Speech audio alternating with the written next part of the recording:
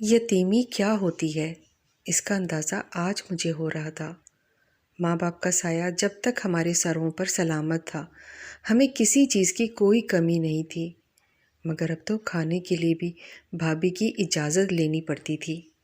انہوں نے ہمیں پائی پائی کا محتاج کر رکھا تھا۔ آپی کل رات سے شدید بخار میں مبتلا تھی۔ ساری رات وہ بخار سے کراتی رہیں۔ ساری رات ان کے سرہانے بیٹھ کر ٹھنڈے پانی کی پٹیاں ان کے ماتھے پر رکھتی رہی، مگر بخار تو کم ہونے کا نام ہی نہیں لے رہا تھا۔ کئی بار بھائی اور بھابھی کے کمرے کا دروازہ کھٹکھٹایا۔ میرا دل تو شروع سے ہی ڈر جایا کرتا تھا، بات بات پر رونا آ جاتا تھا۔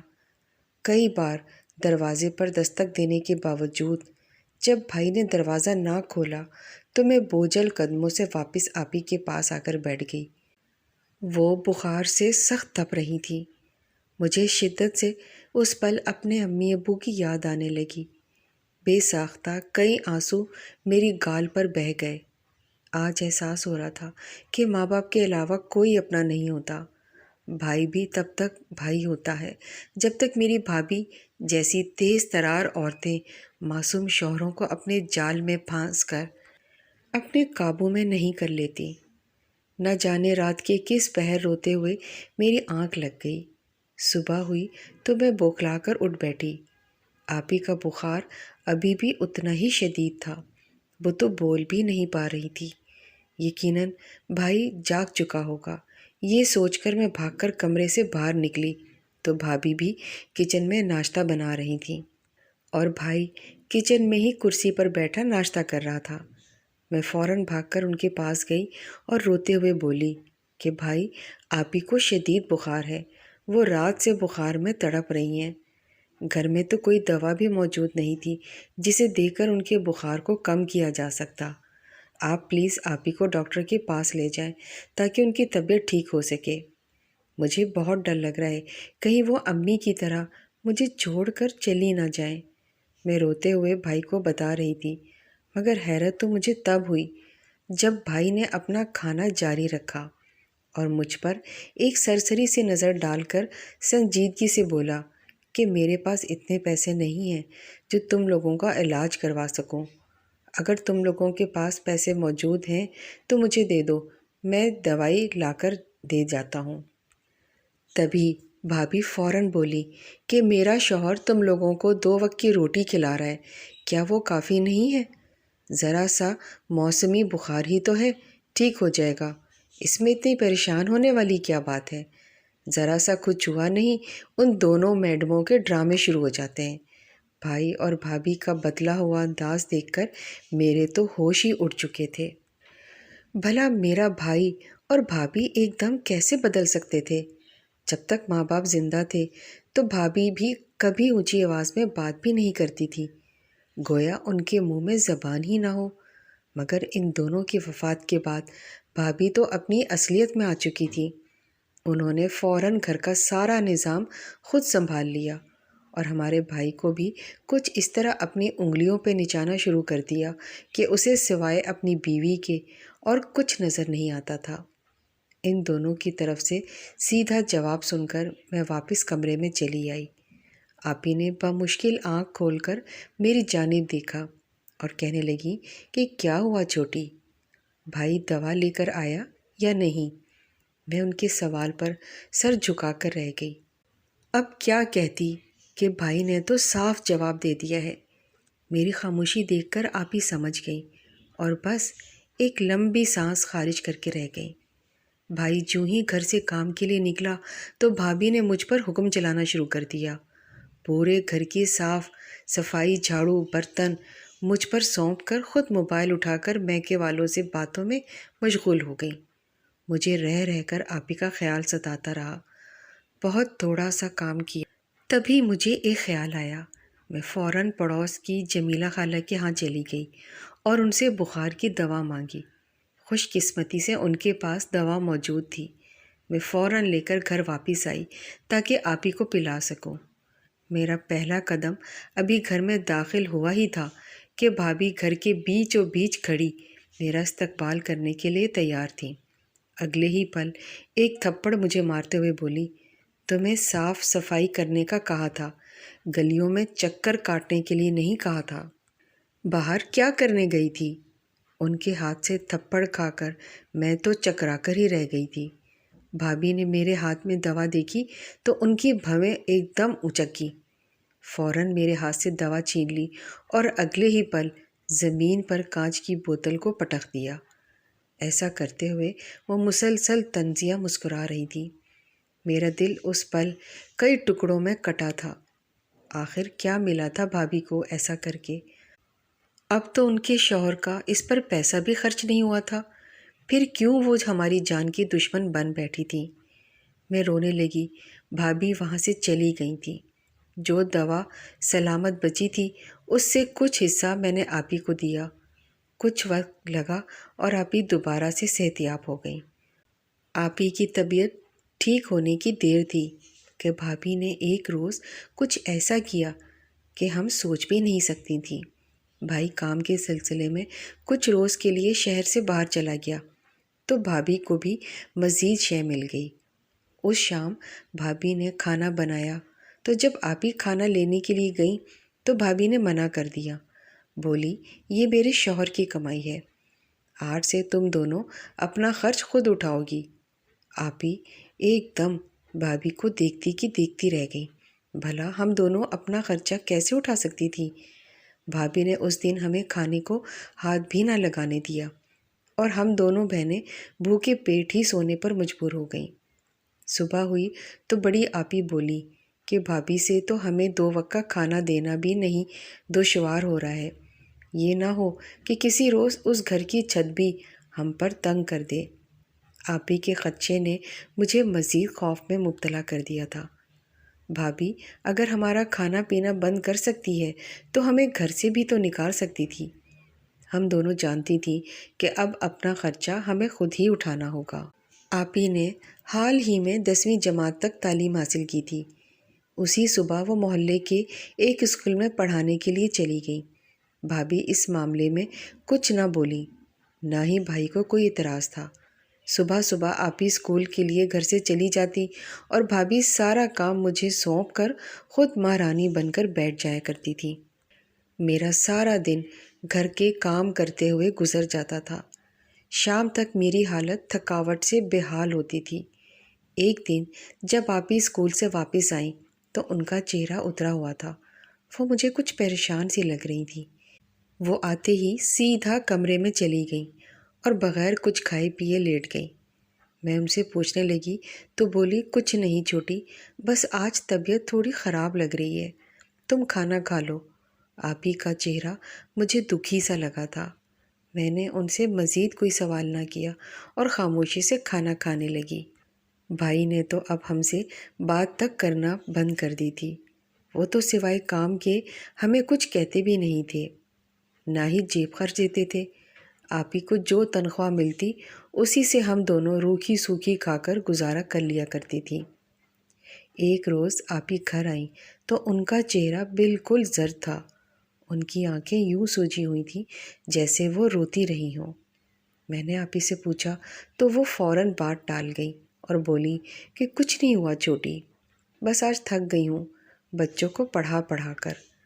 آپی کی زبان کچھ اور ہی کہہ رہی تھی مگر ان کا لہجہ تو کچھ اور ہی چغلی کر رہا تھا۔ نہ جانے اسکول میں ان کے ساتھ ایسا کیا ہوا تھا جو وہ اس قدر پریشان ہو چکی تھی۔ اب تو یہ روز کا ہی معمول بن چکا تھا۔ آپی کمرے میں چھپ چھپ کر روتی اور ابو کی تصویر کو سینے سے لگا کر نہ جانے کیا سرگوشیاں کرتی رہتی۔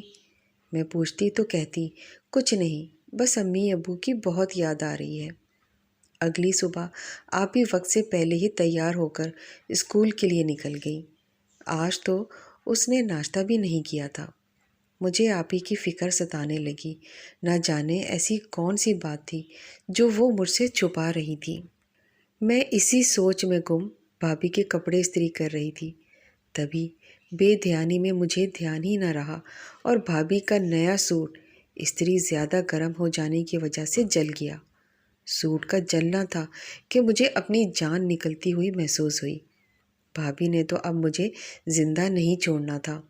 میرا وجود تو وقت سے پہلے ہی کپ کپانے لگا۔ اسی پل بھابھی کمرے میں داخل ہوئیں۔ میرے تاثرات دیکھ کر تو پہلے ہی اسے دھڑکا لگ چکا تھا۔ جب اس نے اپنا نیا سوٹ جلا ہوا دیکھا تو اس کے غصے کی کوئی انتہا نہ رہی۔ بھابھی کے منہ میں جو بھی آیا وہ بولتی چلی گئی۔ انہوں نے مجھے بالوں سے دبوچ کر کمرے سے باہر نکالا اور فرش پر پھینکتے ہوئے بولی، آنے دو آج فرحان کو، تم دونوں کو میں اس گھر سے بھی نکلواتی ہوں۔ اتنا کہہ کر بھابھی نے مجھے مارنا شروع کر دیا۔ بالوں کو وہ اپنے ہاتھوں میں اس قدر سختی سے جکڑ رہی تھی کہ مجھے لگا بالوں کے ساتھ ساتھ میری جلد بھی پھٹ کر ان کے ہاتھ میں آ جائے گی۔ غضب خدا کا، مزید یہاں رہی تو پورا گھر ہی جلا دے گی۔ وہی ہوا جس کا ڈر تھا۔ بھابھی کے الفاظ سن کر مجھے سارے درد اور بے عزتی بھول گئی۔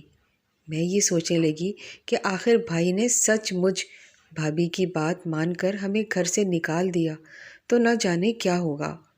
کہاں جائیں گے ہم دونوں بہنیں؟ ہمارا تو کوئی رشتہ دار بھی نہیں تھا جس کے پاس ہم چلے جاتے۔ ایک تو آپ ہی کی ٹینشن تھی، وہی بھابھی کے الفاظ نے مجھے مزید پریشان کر دیا تھا۔ اسکول سے چھٹی ہوئی تو آپ ہی آج معمول سے زیادہ لیٹ گھر میں داخل ہوئی تھی۔ اس کا پورا وجود پسینے سے شرابور تھا۔ چہرہ یوں لال ہو رہا تھا جیسے گرمی کی تپش سے اس کا چہرہ جھلس چکا ہو۔ میری حالت دیکھ کر آپ ہی نے مجھ سے سوال کیا تو آج جو کچھ ہوا میں سب کچھ آپ ہی کو بتانے لگی۔ ابھی ہماری بات ہی چل رہی تھی کہ بھائی گھر میں داخل ہوا۔ اسے دیکھ کر ہم دونوں کا رنگ اڑ چکا تھا۔ ایک کے بعد ایک مصیبت تو جیسے ہماری قسمت میں ہی لکھ دی گئی تھی۔ بھائی کو گھر میں داخل ہوتا دیکھ کر بھابھی نے انہیں آج جو کچھ ہوا سب بتانا شروع کر دیا۔ اسی پل بھائی ہمارے پاس آیا اور غصے سے کہنے لگا، تم دونوں چلی جاؤ اس گھر سے، میں مزید تم دونوں کا وجود اس گھر میں برداشت نہیں کر سکتا۔ ہم دونوں بہنیں بے یقینی سے بھائی کو دیکھنے لگی۔ آخر ہم دونوں کہاں جا سکتی تھیں؟ اسی پل بھابھی ہمارے کمرے میں آئی اور ہمارا سارا سامان اٹھا کر باہر پھینکنے لگی۔ یہ منظر دیکھنا تھا کہ میرا دل خوف سے کانپنے لگا۔ بھائی اس حد تک بھی گر سکتا تھا؟ میں سوچ بھی نہیں سکتی تھی۔ آپ ہی بھائی کے سامنے ہاتھ جوڑ کر معافی مانگنے لگی اور بولی کہ کچھ تو خیال کرو، ہم دونوں تمہاری بہنیں ہیں، تمہاری عزت ہے، اگر تم ہمیں نکال دو گے تو ہم کہاں جائیں گی؟ بھائی کا دل ہم سے اس حد تک اچاٹ ہو چکا تھا کہ وہ بولا، جہاں مرضی جاؤ مگر میں مزید تم لوگوں کو یہاں نہیں رکھ سکتا۔ یہ گھر میری بیوی اور بچوں کا ہے۔ بھائی کے الفاظ سن کر ایک پل کو آپ ہی لرز گئی تھی اور میں تو بس خاموش کھڑی رو رہی تھی۔ اور پھر آپ ہی بولی، اگر گھر سے نکالنا ہی ہے تو عزت سے رخصت کر دو، مگر یوں بے سہارا مت کرو۔ بھائی چند لمحے کھڑے رہ کر نہ جانے کیا سوچتا رہا اور پھر اندر چلا گیا۔ ہم دونوں بہنیں بس ایک دوسرے کو خالی خالی نظروں سے دیکھتی رہ گئیں۔ بھائی نے ہم دونوں سے بات کرنا بالکل ترک کر دیا تھا۔ ہم دونوں بہنیں گھر کے ایک کمرے تک محدود ہو کر رہ گئی تھیں۔ ہمارا کھانا پینا سب کچھ ان سے الگ ہو چکا تھا۔ آپ ہی کے جانے کے بعد بھابھی کا سارا کام میں ہی کرتی۔ اگر کچھ غلطی ہو جاتی تو مجھے پیٹنے لگتی۔ ہم تو اس قدر بے بس تھے کہ پلٹ کر جواب بھی نہیں دے سکتے تھے۔ چند دن یوں ہی گزرے اور ایک روز کچھ ایسا ہوا جس کے بارے میں نے کبھی سوچا بھی نہیں تھا۔ میں معمول کے مطابق گھر کے کام کرنے میں مصروف تھی۔ اس وقت میں بھابھی کے کپڑے دھو رہی تھی جب دروازے پر دستک ہوئی، اور دستک اس قدر شدید تھی کہ مجھے لگا شاید آنے والا دروازہ توڑ کے ہی اندر آ جائے۔ بھائی غصے سے آگ بگولا ہوا اندر داخل ہوا۔ اس کے چہرے پر اتنا غصہ میں نے پہلے کبھی نہیں دیکھا تھا۔ صرف بھائی ہی نہیں، اس کے ساتھ آپی بھی گھر میں داخل ہوئی تھی، مگر جس حالت میں آپی اندر داخل ہوئی تھی وہ دیکھ کر میرے پیروں کے نیچے سے زمین نکل گئی۔ میں حیرانی سے بھائی کی جانب دیکھنے لگی جس نے آپی کو بالوں سے پکڑا ہوا تھا اور وہ اسے گھسیٹتے ہوئے گھر کے اندر لے کر آ رہا تھا۔ صرف میں ہی نہیں بلکہ بھابھی بھی یہ منظر دیکھ کر ایک پل کو بوکھلا کر رہ گئی۔ آخر ایسا کیا ہو گیا تھا کہ بھائی آپی کو اس طرح لے کر آ رہے تھے؟ وہ انہیں گھر لا کر فرش پر پٹک کر بولے، تو یہ سب کرنے جاتی ہے گھر سے باہر؟ مجھے تو کہہ کر گئی تھی کہ اسکول میں ٹیچنگ کرتی ہے، بچوں کو پڑھاتی ہے، مگر حقیقت میں تو سڑکوں پر گھوم کر یہ سب کر رہی تھی۔ بھائی انتہائی غصے سے آپی کا سر فرش پر زور سے مار کر بول رہا تھا۔ بھائی کا ایک ایک لفظ سن کر مجھے حیرانی ہو رہی تھی۔ آخر بھائی کہنا کیا چاہتے تھے؟ آپی بھی روتے ہوئے بھائی کے آگے ہاتھ جوڑ کر معافی مانگ رہی تھی اور کہہ رہی تھی کہ پھر میں کیا کرتی، اپنا اور چوٹی کا پیٹ بھی تو پالنا تھا۔ بھائی تم نے ہمارے لیے کوئی راستہ بھی تو نہیں چھوڑا تھا۔ اتنا سننا تھا کہ بھائی مزید آگ بگولا ہو گیا اور بغیر ایک لمحہ ضائع کیے آپی کو پھر مارنا شروع ہو گیا۔ میں بھائی کو روکنے کے لیے گئی تو اس نے مجھے بھی دھکا دے کر زمین پر گرا دیا۔ آپی شدید درد سے چیخ رہی تھی اور معافی مانگ رہی تھی، مگر بھائی پر تو کوئی اثر ہی نہیں ہو رہا تھا۔ میں دوبارہ اٹھی اور بھائی کے پیروں میں گر کر انہیں آپی کو مزید مارنے سے روکنے لگی، مگر بھائی پر تو کوئی اثر ہی نہیں ہو رہا تھا۔ آخر آپی نے ایسا کون سا گناہ کر دیا تھا جس کے بعد بھائی اس قدر طیش میں آ چکے تھے؟ بھائی نے آپی کو اتنا مارا کہ وہ لہو لہان ہو گئی۔ ان کے منہ اور ناک سے خون بہنے لگا، ان کے وجود پر جگہ جگہ زخم بن گئے اور وہ نیم بہوشی کی حالت میں یہ سب کہہ رہی تھیں کہ بھائی تم نے میرے لیے کوئی اور راستہ نہیں چھوڑا تھا، اگر تم ہم دونوں بہنوں کا سہارا بنتے تو مجھے کبھی بھی وہ سب کچھ نہ کرنا پڑتا جو میں کرتی رہی ہوں۔ اب اگر تمہاری غیرت جاگی ہے تو تب کہاں تھی جب میں اور چھوٹی بھوک سے تڑپ رہی تھی؟ آپی بمشکل اٹکتے ہوئے بھائی کو روتے ہوئے کہہ رہی تھی، جبکہ بھائی الٹا مزید غصے میں گالم گلوچ پر اتر آیا تھا۔ آپی یوں ہی فرش پر گری رو رہی تھی اور میں آپی کو گلے لگا کر اب بھائی کے آگے دونوں ہاتھ جوڑ کر ابو امی کی قسم دیتے ہوئے آپی کو بخش دینے کی دہائی دے رہی تھی۔ اور پھر بھائی جب آپی کو مار مار کر تھک گیا تو بھابھی نے پوچھا، آخر ایسا بھی کیا کر دیا اس کمبخت نے جو آپ اتنے طیش میں آ گئے ہیں؟ بھابھی کے سوال پر بھائی وہ بولا جسے سن کر ایک پل کو میں بھی حیران ہو گئی۔ بھائی حقارت سے بولا، یہ اسکول کے بہانے سڑکوں پر پینسلیں اور مسواک بیچ رہی تھی۔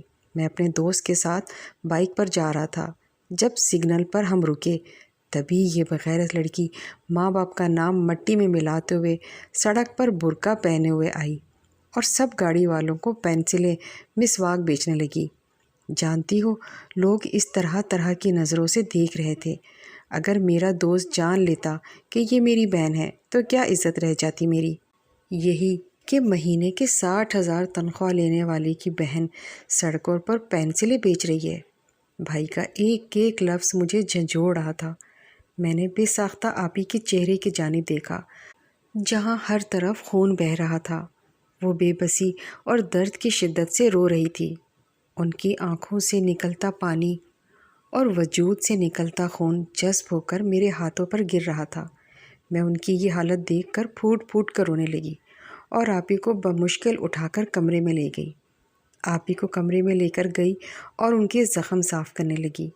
میں نے آپی سے صرف اتنا کہا تھا کہ آپی سچ کیا ہے مجھے بتائیں، کیا جو بھائی کہہ رہے ہیں وہ سچ ہے؟ آپ تو اسکول میں پڑھانے جاتی تھی نا؟ آپی نے بمشکل اٹکتے ہوئے بولنا شروع کیا۔ میں سانس روک کر ان کا ایک ایک لفظ غور سے سن رہی تھی۔ آپی بولی کہ میں نے جس اسکول میں پڑھانا شروع کیا اس میں کم سے کم اساتذہ کی قابلیت BA تھی۔ مجھے حیرت تو تب ہوئی جب وہاں کے پرنسپل نے مجھے بطور ٹیچر رکھ لیا۔ اس دن میں بہت خوش تھی۔ اگلے دن جب میں اسکول گئی تو مجھے سر نے اپنے دفتر میں بلا لیا۔ بلا وجہ ادھر ادھر کی باتیں کرنے لگے۔ پہلے پہل تو مجھے یہ سب صرف وہم لگا، مگر آہستہ آہستہ میں نے نوٹ کیا کہ سر کی نظر مجھ پر ٹھیک نہیں ہے۔ وہ مجھے گھورتے رہتے اور بار بار میرے قریب آنے کی کوشش کرتے۔ میں بے بس تھی، میرے پاس اس نوکری کو کرنے کے علاوہ اور کوئی چارہ نہیں تھا، اسی لیے خود کو ان کی نظر سے بچاتی اپنی نوکری جاری رکھی۔ مگر ایک دن سر نے کچھ ایسا کیا کہ جس کے بعد میرا مزید اس اسکول میں رک کر نوکری کرنا دشوار سا ہو گیا۔ ایک دن سر نے مجھے اپنے آفس میں بلایا اور پھر پیسوں کی موٹی رقم میز پر رکھتے ہوئے ایسی بات کہی، اسے سوچ کر ہی میری روح کانپ جاتی ہے۔ وہ شخص چند پیسوں کی خاطر میری عزت کا سودا کرنا چاہ رہا تھا۔ میں وہ نوکری اسی پل چھوڑ کر واپس گھر بھاگ گئی۔ بھائی کا بدلتا رویہ دیکھ کر یہ تو اندازہ ہو چکا تھا کہ وہ ہمارا پیٹ نہیں پال سکتا، اسی لیے مجبوری میں یہ فیصلہ کرنا پڑا اور میں اسکول جانے کے بجائے روزانہ سڑک پر جا کر پینسلیں اور مسواک بیچنے لگی۔ اب تم بتاؤ چھوٹی، کیا میں نے غلط کیا؟ کیا میری عزت کو وہاں خطرہ تھا؟ میں محنت اور حق حلال سے کما کر گھر لاتی تھی۔ لوگ مجھ پر طرح طرح کے جملے کستے اور طنز بھی کرتے تھے، مگر مجھے صرف پیسے کمانے تھے، اتنے کہ اپنا اور تمہارا پیٹ پال سکوں۔ آپی نیم غنودگی میں یہ سب بولتی خاموش ہو چکی تھی۔ ان کا ایک ایک لفظ میرے دل کو کاٹ رہا تھا۔ کاش آج امی ابو زندہ ہوتے تو شاید حالات بھی کچھ اور ہوتے۔ آپی کے گلے لگ کر رو رہی تھی۔ بھائی نے ہمارے ساتھ اچھا نہیں کیا تھا، ہم ہر طرف سے مجبور ہو چکی تھی۔ ابھی کچھ وقت ہی گزرا تھا کہ مجھے بھابھی کے چلانے کی آواز آنے لگی۔ وہ چیخ رہی تھی۔ میں بوکھلا کر بھاگتے ہوئے فوراً ان کے کمرے میں پہنچی۔ سامنے کا منظر دیکھ کر میری چیخیں نکل گئیں۔ ان کا کمرہ مکمل دھواں دھار ہو چکا تھا۔ بھابھی چلاتے ہوئے بولی کہ فرحان واش روم میں بند ہو گئے ہیں، ان کے چلانے کی آواز آ رہی ہے اور وہ واش روم سے آگ بھی بھڑک رہی ہے۔ میرے اوسان خطا ہونے لگے، مگر خود کو سنبھالتے ہوئے بھاگ کر پڑوس میں گئی اور کچھ لوگوں کو بلا کر لائی۔ جب واش روم کا دروازہ کھولا گیا تو شدید دھواں کا غبار باہر نکلا۔ بھائی سامنے دیوار سے برہنہ حالت میں چپکے ہوئے تھے۔ واش روم میں تاریں نہ جانے کس طرح ٹچ ہو کر پورے واش روم کو کرنٹ زدہ کر چکی تھی۔ ریسکیو ٹیم بلوائی جا چکی تھی۔ وہ بھائی کو واش روم سے نکال رہے تھے۔ ان کا وجود پتھر جیسا سخت ہو چکا تھا اور وہ مر چکے تھے۔ بھابھی ان کے مردہ وجود پر گری دھاڑے مار مار کر رو رہی تھی اور میں حواس باختہ دور کھڑی بھائی کو دیکھتی رہی۔ ریسکیو اہلکار واپس جانے لگے تو ان کی منت کی کہ وہ میری آپی کو ہسپتال تک لے جائیں۔ ایک ہفتے تک آپی ہاسپٹل میں رہیں۔ میں نے اپنے گلے میں موجود امی کی سونے کی چین بیچ کر آپی کا علاج کروایا تھا۔ آپی کو ہوش آیا تو بھائی کی موت کی خبر سنائی۔ حیرانگی کی بات تو یہ تھی کہ ہماری آنکھوں میں ایک آنسو تک نہ آیا تھا، سوائے ایک سرد سانس کے جو شاید عرش تک پہنچ چکی تھی۔ بھابھی ہم سے معافی مانگتی رہیں۔ وہ تقریباً پاگل ہو چکی تھی۔ پھر ہم دونوں نے ایدھی سینٹر میں پناہ لے لی، اپنی تعلیم مکمل کی اور آج ہم دونوں ایک اچھی نوکری کر کے اپنی زندگی جی رہی ہیں۔ امید کرتی ہوں آپ کو میری آج کی یہ سچی کہانی پسند آئی ہوگی۔ ویڈیو کو لائک اور شیئر کر دیں۔